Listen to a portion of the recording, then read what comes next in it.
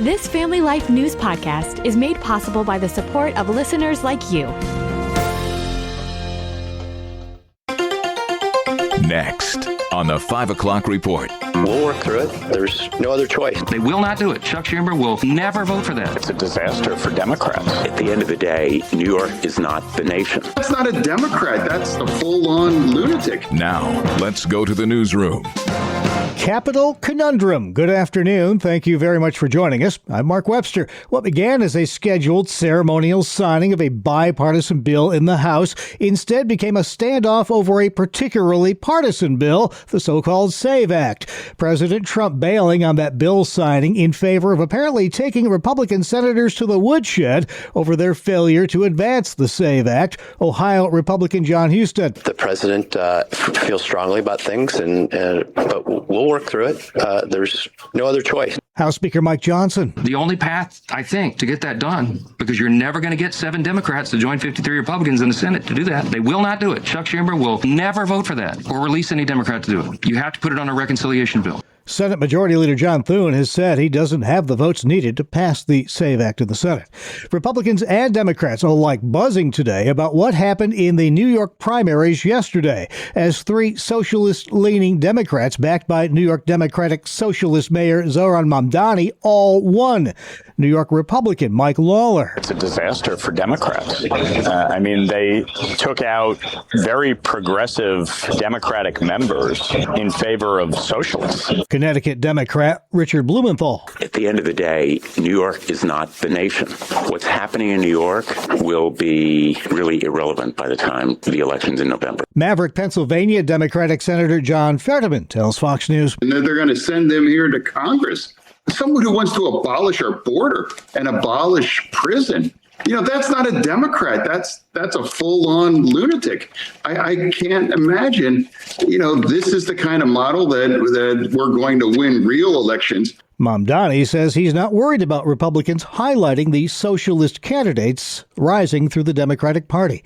Next to the U.S.-Iran talks, which, according to the president, are moving right along. We'll see what happens, but it's been very, very, very powerful. It's going very, very well. But maybe the document that spawned those talks should be called the Memorandum of Misunderstanding. Still plenty of disagreement between the U.S. and Iran over just what was agreed to in that document as the talks continue, especially when it comes to whether Iran agreed to grant access to nuclear inspectors. Trump says they did. So does the IAEA Director General Rafael Grossi. This has been signed, has been agreed. Paragraph 8 of this Memorandum of Understanding says explicitly that the nuclear activities that are going to be carried out will be supervised by the IAEA. Trump says the bulk of Iran's enriched uranium is buried deep underground by U.S. bombing strikes last summer.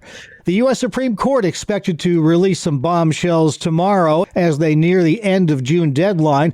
Cases include bans on so-called transgender athletes, President Trump's birthright citizenship order, his authority to fire federal officials, mail-in ballot deadlines, campaign finance, and deportation protections. The court is set to begin releasing those opinions at 10 tomorrow morning.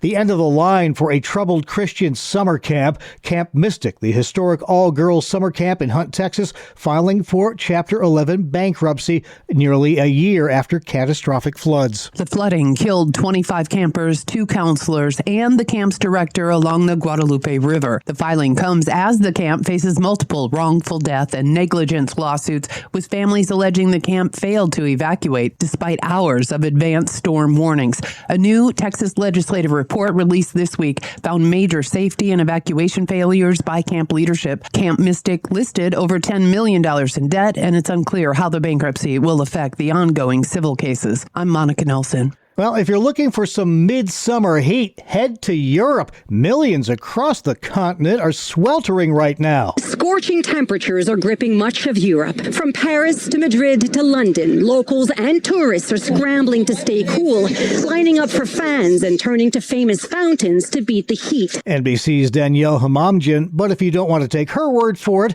tourist Ed Baer from Buffalo, New York can vouch for just how tough that European sauna has been. I feel like all the buildings being made of stone brick. It holds it in, radiates. It's not like New York where you've got newer buildings that are made to to not hold his heat. One town in France yesterday hit 112 degrees. Still to come here on the 5 o'clock report, we'll have a recap of our top regional stories for you, as well as highlights from today's Real Answers on how Christians should approach fear and anxiety. All coming up after Weather with Kevin. I'm Kevin Williams, and here is your Family Life regional weather forecast. Wrapping up a pair of lovely days around these parts. Changes are ahead, though. Clouds increasing tonight are ahead of a disturbance that will bring showers and rumbles tomorrow. Unsettled weather Friday, but following that feature, the weekend shapes up relatively well. How far south that front gets will be critical, though, as there may be some lingering showers to start the weekend in the southern half of Pennsylvania. We'll keep you posted. Then the heat builds next week. A pleasant evening, increasing clouds tonight. Couple late-night showers, western New York and northwest Pennsylvania. Temperatures, they'll drop into the 50s. Now, for tomorrow, we'll see high temps in the 70s to near 80. Mostly cloudy skies with developing showers. Could be an afternoon thunderstorm. Friday, a couple of more showers, mainly in Pennsylvania. Clouds and some sunny breaks. High temperatures Friday in the 70s to near 80. Thank you, Kevin. Checking the stories making news where you live across New York and Pennsylvania. The Department of Justice is suing the state of New York over its new law barring law enforcement officers from wearing masks. Details from Family Life's Sarah Harnish. The ban is set to take effect on Friday, covering all officers, but targeting ICE and Border Patrol officers, part of a wider effort by Governor Kathy Hochul and fellow Democrats to thwart a federal crackdown on illegal immigration. The federal lawsuit calls the New York laws blatantly unconstitutional, saying federal officers won't comply with the state statutes. The DOJ suit was followed by a state suit in federal court seeking to protect the state's new anti-ICE laws. Sarah Harnish, Family Life News. Thank you, Sarah. New York Governor Kathy Hochul firing back at the feds today. The federal government has chosen to challenge portions of our new law in court. So let me be very, very clear. New York stands behind them and will defend them every step of the way. The Democrat maintains those new state laws will make New Yorkers safer. Dozens of people gathering outside Broome County offices today to hold a rally in support of those who died in the Knights Inn fire in Endwell, New York. All this hurts deep. I just want to say rest in peace to everybody. You're all going to be missed and loved. And I just want to say God bless everybody. 6 died, 73 were displaced. People at today's gathering say low-income families should be placed in housing, not motels in New York. Housing, not motels! A lot of people in the community are upset, they're outraged, they're grieving after what happened in Endwell at the Knights Inn. 6 lives were lost, and I think a lot of folks feel like it was senseless and also preventable and predictable. There are families dead right now who can't speak, and we're here to speak for them. 24-year-old Tyler Russell of Endwell has been arrested, charged with 6 counts of manslaughter and a count of arson. GoFundMe pages have been set up to help 2 families cover funeral costs. More than $16,000 has been raised so far. The United States Postal Inspection Service is offering up to $150,000 for information leading to the arrest and conviction of suspects accused of robbing a USPS letter carrier in Buffalo last week. The incident happened June 15th around 2 p.m. The carrier was approached by 2 black males wearing ski masks. There's no word on what was taken. President Trump is returning to Pennsylvania next month. He'll headline the Pennsylvania Defense and Innovation Summit July 15th in Carlisle. The event announced by Senator Dave McCormick on X today. Trump just made a pit stop at the Mack truck plant in the Lehigh Valley on Wednesday. For the first time since 2018, Pennsylvanians might have a chance to watch their choices for governor meet face-to-face for debate. Both incumbent Democrat Josh Shapiro and Republican challenger Stacey Garrity say they're willing to participate in at least one debate leading up to November's general election. Neither would discuss details like what organization might host or who they would accept as a moderator. In 2022, Shapiro and Republican nominee Doug Mastriano couldn't come to an agreement on terms for a debate. And Pennsylvania's capital city's trying out some new wheels for its officers, e-bike wheels. Harrisburg just purchased 2 new e-bicycles for their police. Sergeant Chad McGowan is part of the mountain bike unit. Children, they love officers on bikes. It truly is a different job. The sights, the sounds, the smells. I believe we're more approachable on a bicycle than we are in a car for obvious reasons. And I think this will continue to further our connection with our residents. The bikes were bought after a $10,000 donation. They'll be used during community patrols, special events, and public safety initiatives.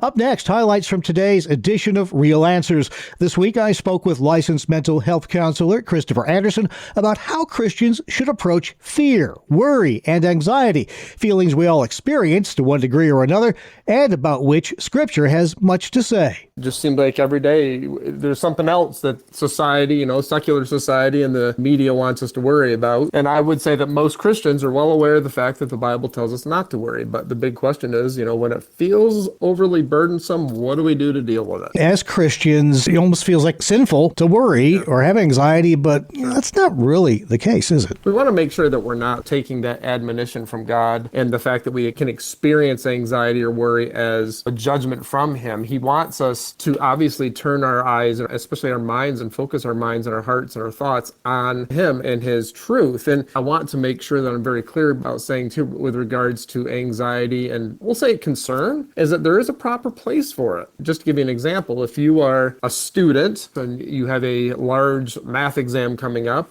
let's say it's 2 days away and you have yet to crack a book open and you're starting to feel anxiety. Well, guess what? You probably should.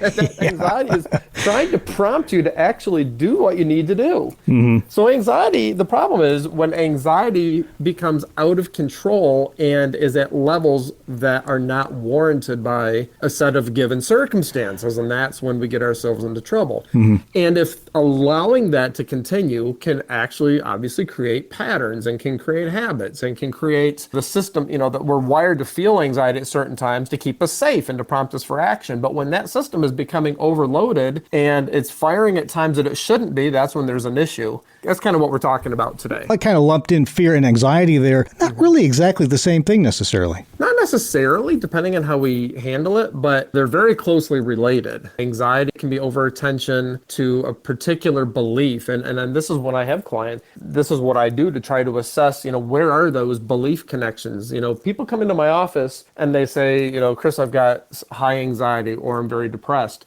One of the first steps as a therapist, as a counselor, is to try to look for the connection as to the way they view themselves in relation to any set of given circumstances or their community or their family or their job or bigger picture here, their place in the world. How do they view God? And how do all these beliefs actually feed into a chronic state of anxiety? And to differentiate between fear or we'll just say everyday worry, anxiety can be almost like a computer. You can be running in the background and you can kind of feel this level of dread or this level of negativity, but you can't always put your finger on what's causing that. Mm-hmm. It could be physiological in nature, purely physiological. However, I definitely don't believe that, folks have purely chemical imbalances without any kind of an underlying problem with their thinking or their belief system. And so when folks come into my office early on, it's an investigative process to look at how people are thinking about themselves in relation to their circumstances or their place in the world or, whatever circumstance they find themselves in. You find a lot of Christians in particular struggle to even admit having anxiety just because it might be perceived as a lack of faith. I do run into that. Not probably as much as you would think. I think more